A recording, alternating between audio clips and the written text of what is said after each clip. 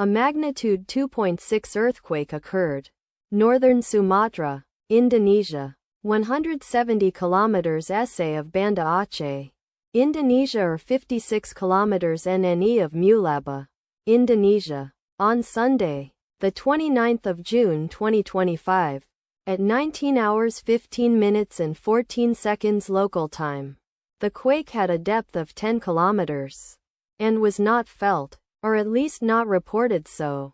Data source from EMSC. Did you feel it? Let us pray. May the earthquake that occurred not affect our brothers and sisters there.